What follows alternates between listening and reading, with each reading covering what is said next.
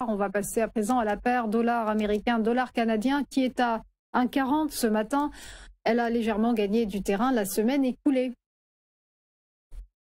Oui, alors on a sur le dollar canadien, je vous ai proposé cette paire parce qu'on a eu effectivement le 29 octobre dernier, le même jour que la Réserve fédérale, eh bien une baisse, un cut de 25 points de base, donc d'un quart de point sur la devise canadienne. Et on est passé de 2,50 à 2,25 de rémunération annuelle sur le CAD.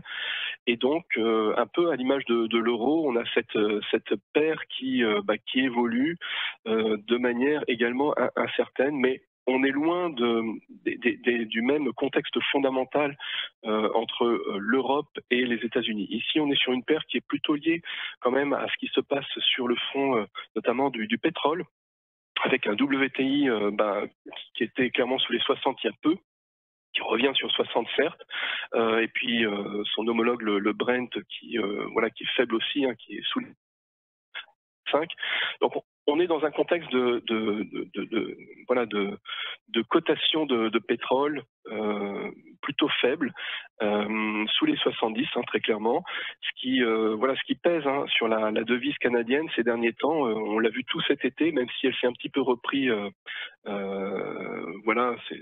ces derniers temps, mais là on a une sorte de rebond. Alors on a le dollar canadien en devise de contrepartie, hein. Donc quand on dit que l'USD CAD baisse, ça c'était plutôt en première moitié de l'année, mais à partir effectivement du printemps et de l'été, c'est plutôt le dollar canadien qui baisse en fait au profit d'un dollar américain qui se reprend de la même façon qu'on avait cet effet sur l'euro-dollar.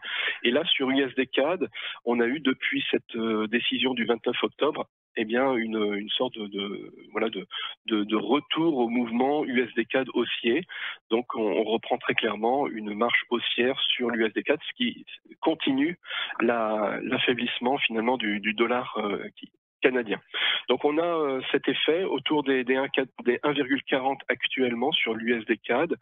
On devrait potentiellement remonter vers 1,41 et bon, même si c'est un niveau de résistance entre 1,40 et 1,41, on est actuellement à 1,4024 exactement.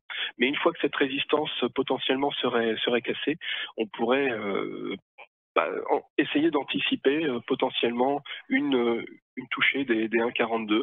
Donc on verra ce que ça donne évidemment.